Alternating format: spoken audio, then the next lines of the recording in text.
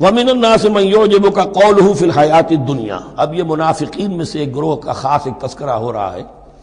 ایک منافق تو ہوتے تھے کہ جو عام ہیں، ان کی زبانوں پر بھی نفاق واضح طور پر ظاہر ہو جاتا تھا، اور ایک قسم کے منافق وہ ہوتے تھے بڑے چاپلوس، چرب زبان، کہ ان کی گفتگو دیکھیے تو وہ تو بڑے مخلص ہیں اور بڑے ہی فداکار ہیں اور بڑے ہی آپ کے ساتھ ان کا تعلق جو ہے وہ نیک نیتی پر مبنی ہے۔ ان کی زبانیں جو ہیں معلوم ہوتا ہے کہ اس میں تو سب گھی شکر گھلا ہوا ہے، لیکن یہ کہ ان کا کردار انتہائی خراب ہوتا ہے، اور پھر وہ جب واپس جاتے ہیں باتیں کرنے کے بعد یا باتیں بنانے کے بعد تو ان کا کردار جو ہے وہ فساد پر مبنی ہوتا ہے۔ وَمِنَ النَّاسِ مَن يُعْجِبُكَ قَوْلُهُ فِي الْحَيَاةِ الدُّنْيَا، اور لوگوں میں سے ایسے بھی ہیں جن کی باتیں تمہیں بڑی اچھی لگتی ہیں دنیا کی زندگی میں۔ وَيُشْهِدُ اللَّهَ عَلَى مَا فِي قَلْبِهِ، اور وہ اللہ کو بھی گواہ ٹھہراتا رہتا ہے، میں جو کچھ کہہ رہا ہوں اللہ جانتا ہے، میں خلوص سے کہہ رہا ہوں، میں بالکل اپنی نیک نیتی سے کہہ رہا ہوں، اللہ جانتا ہے۔ وَهُوَ أَلَدُّ الْخِصَامِ، حالانکہ فی الواقع وہ دشمن ہے بہت سخت، الد بہت شدید، اور خصام خصم دشمن کے لیے آتا ہے۔ وَإِذَا تَوَلَّى، جب وہ پیٹھ موڑتے جاتا ہے، سعى فِي الْأَرْضِ، اب وہ زمین میں جو بھاگ دوڑ کرتا ہے، لِيُفْسِدَ فِيهَا، اس میں فساد مچائے، وَيُهْلِكَ الْحَرْثَ وَالنَّسْلَ، اور ہلاک کرے، کہیں کسی کی کھیتی جلا دی، کہیں کسی کا کوئی جانور جو ہے وہ ختم کر دیا، مار دیا۔ وَاللَّهُ لَا يُحِبُّ الْفَسَادَ، اللہ تعالیٰ کو فساد بالکل پسند نہیں ہے۔ وَإِذَا قِيلَ لَهُ اتَّقِ اللَّهَ، جب ایسے شخص سے کہا جاتا ہے کہ تم اللہ کا خوف کرو، اللہ سے ڈرو، تم باتیں ایسی کرتے ہو، عمل تمہارا یہ ہو رہا ہے، سوچو تو صحیح۔ اخذت العزت بالاسم، تو اس کو اپنی عزت نفس، جھوٹی عزت نفس گناہ پر اور جما دیتی ہے۔ ایک شخص وہ ہوتا ہے جس سے خطا ہو گئی، غلطی ہو گئی، اس نے اپنی خطا تسلیم کر لی تو اصلاح کر لے گا۔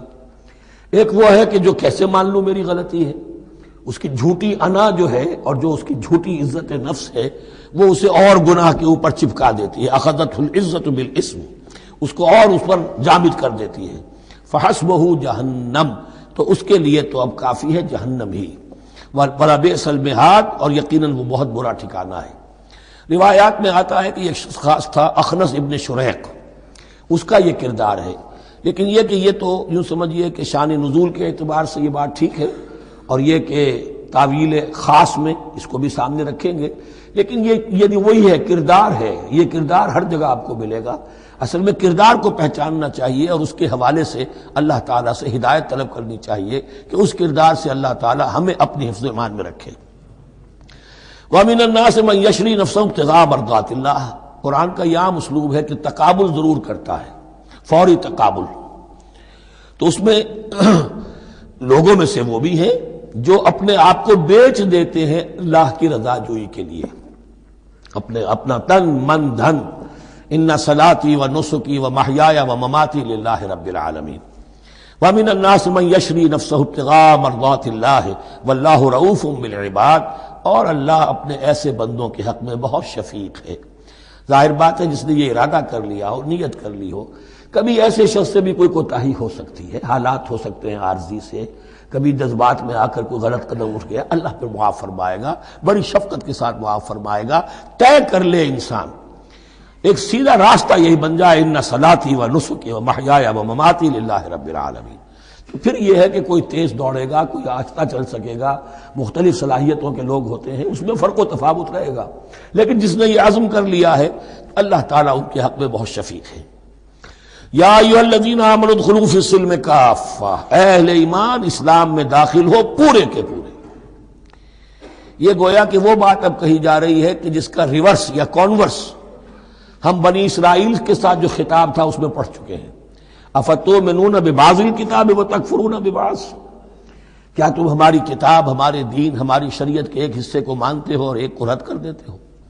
فما جزاء من يفعل ذلك منكم الا خزي في الحياة الدنيا ويوم القيامة يردون الى اشد العذاب، تو جو کوئی بھی تم میں سے یہ روش اختیار کرے گا اس کی کوئی سزا اس کے سوا نہیں ہے کہ دنیا میں ذلت اور خواری ان پر مسلط کر دی جائے اور قیامت کے دن شدید ترین عذاب میں جھونک دیے۔